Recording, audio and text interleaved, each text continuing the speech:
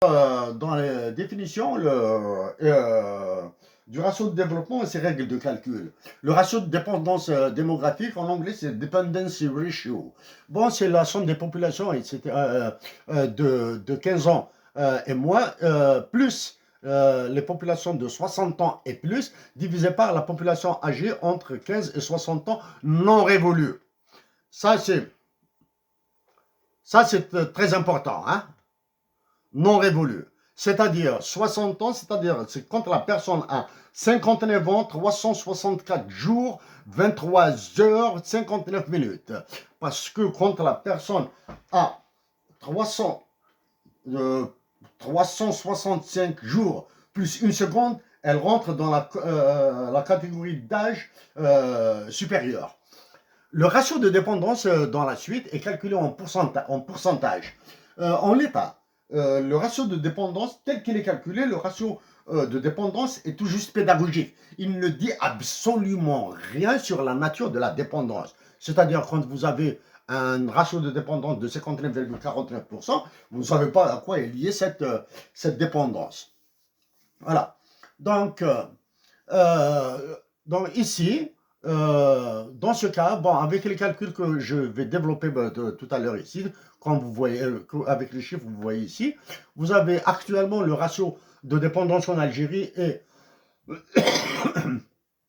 euh, le ratio de dépendance en Algérie est de 67,82, mais dans le cas où on adopte la règle de calcul de la Banque mondiale, il passera à 59,49. Donc ici, vous avez l'explication. Vous avez ici une étoile et une étoile. Hein? Une étoile et une étoile. Chers compatriotes d'Algérie, j'ai écrit sur les chiffres algériens. J'ai écrit sur les chiffres algériens. J'en ai parlé à plusieurs reprises. À mes compatriotes de l'Office national des statistiques.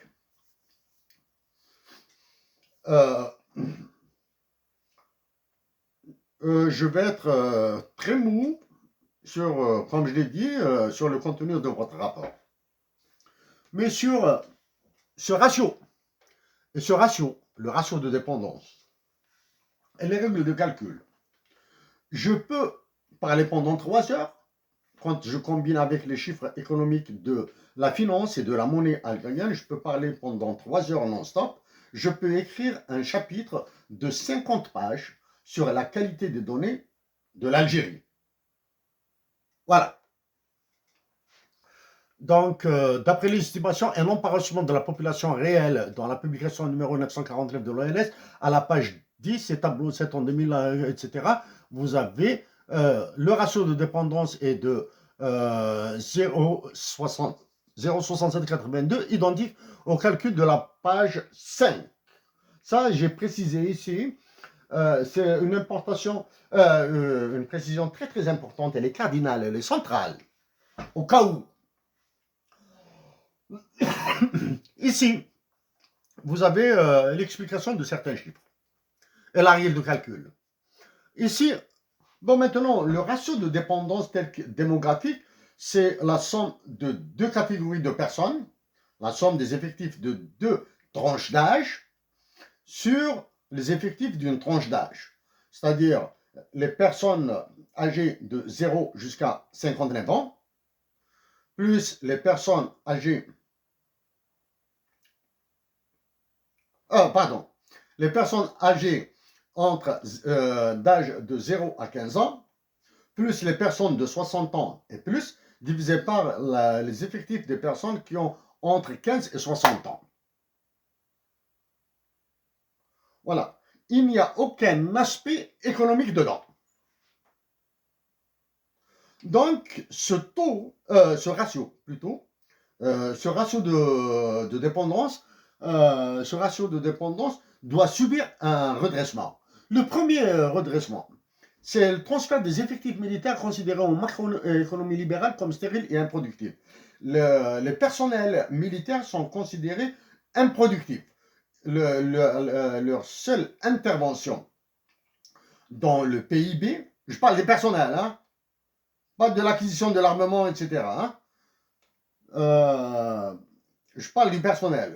Les effectifs militaires sont considérés comme une main-d'œuvre stérile en macroéconomie libérale. Ils n'interviennent dans le PIB qu'à travers les consommations. Bien sûr, si nous considérons que les dépenses militaires liées à l'armement, etc., qui n'apparaissent pas dans le PIB, certaines apparaissent, d'autres n'apparaissent pas. J'ignore les règles de la comptabilité publique en Algérie. Celles sont des dépenses de l'État, et non pas de l'armée. Donc, supposons qu'ils sont de... certaines sources d'information estiment les effectifs militaires algériens à 465 000 personnes. Nous allons supposer qu'ils sont de 400 000. Donc, je recalcule le ratio de dépendance démographique. Il passera à 70-41. Donc, chaque 100 personnes en âge de travailler doivent prendre en charge 70,41 personnes, donc 2,5 personnes en plus par rapport au calcul normatif qui a donné 67,82. Depuis 2015, l'Algérie est dans une terrible récession. Depuis 2010 même, la récession économique a commencé en 2010. En moyenne arithmétique,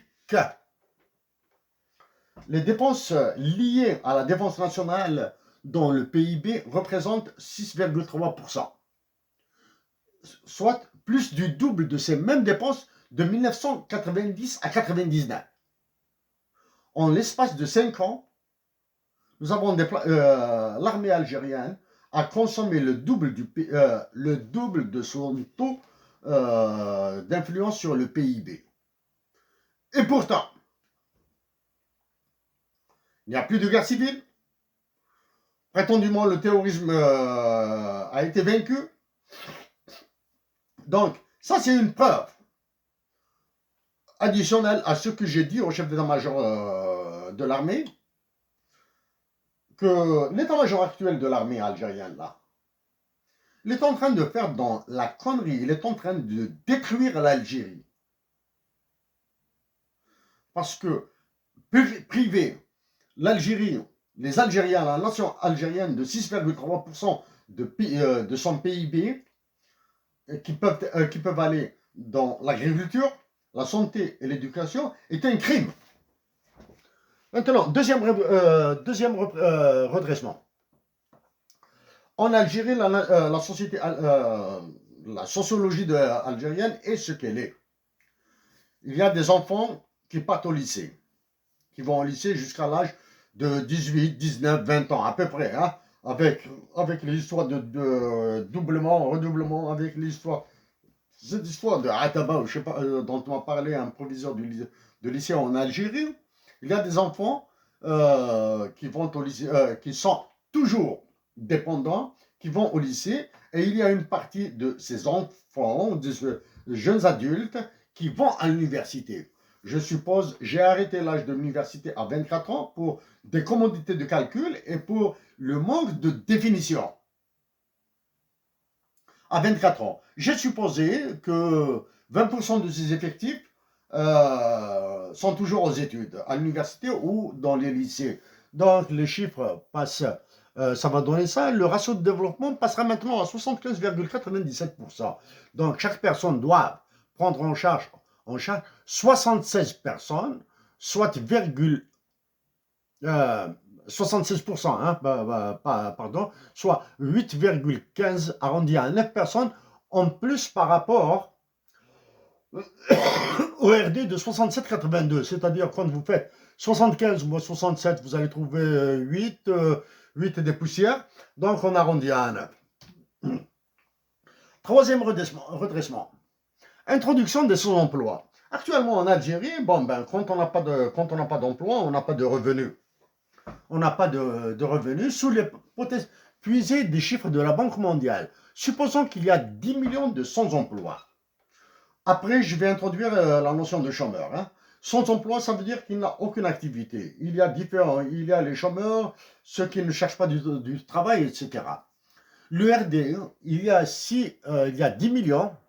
Le RD passera à 207,69%, c'est-à-dire, en plus de lui-même, l'Algérien, chaque individu prendra en charge 2,7 personnes additionnelles par rapport au précédent. 207% chaque. C'est-à-dire de plus que chaque individu. Ici, c'est 207,69%. Voilà. Additionnel. Quatrième redressement.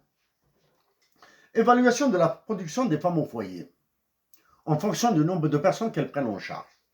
En Algérie, certaines femmes sont au foyer, c'est-à-dire elles ne sortent pas pour aller travailler, elles n'ont pas d'emploi dans le secteur privé ou secteur public.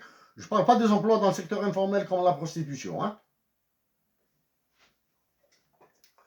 Dans la classe d'âge de fécondité 15-49 ans, ça c'est une norme internationale, 15-49 ans, c'est-à-dire une femme commence à être féconde à partir de 15 ans et arrête sa fécondité à 49 ans.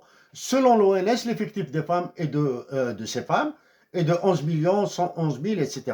Si 60% de ces femmes sont en foyer, alors 6 671 000 et quelque chose sont revenus. C'est-à-dire il y a 6,6 millions de personnes, de femmes qui n'ont pas de revenus. Elles sont à la maison, elles s'occupent de leur mari pour celles qui ne sont pas veuves, elles s'occupent de leurs beaux-parents, elles s'occupent de leurs enfants, probablement des enfants des autres. En fonction des attributs de dépendance sociale, comme dans le cas des handicapés et malades chroniques, supposons que le salaire, c'est une supposition, c'est une hypothèse, que le salaire mensuel moyen d'une femme au foyer est de 120 000 dinars. C'est-à-dire, on décide de fixer arbitrairement, comme ça, on va dire le salaire d'une femme en foyer, qui a 5 enfants, qui a un enfant handicapé en charge, qui prend en charge un handicapé, qui prend en charge un malade chronique. Bon, tous ces critères, et si elle-même elle n'est pas handicapée, etc., son salaire est de 120 000 dinars, 12 millions. Alors, leur production annuelle, non incluse dans le PIB, est de 9 trillions. 607 milliards 102 millions 848 000 dinars. Et au taux de change de 1 dollar US égale 140,10 dinars, cette production est de 68 milliards 573 millions 182 355 dollars US. Donc, l'introduction de l'ultralibéralisme en Algérie à partir de 1980, et ses conséquences actuelles seront décrites avec les variables démographiques de l'âge moyen de maternité, AMM, la primonuptialité, le ratio de masculinité, la divorcialité telle que donnée par l'ONS, d'autres variables absentes comme la descendance finale et les enfants nés hors tradition et loi algérienne de mariage nous auraient fourni plus d'arguments. Tous les redressements décrits doivent être ajustés et sans mélange avec les indices de concentration de revenus Gini ou Atkinson ou la pauvreté multidimensionnelle.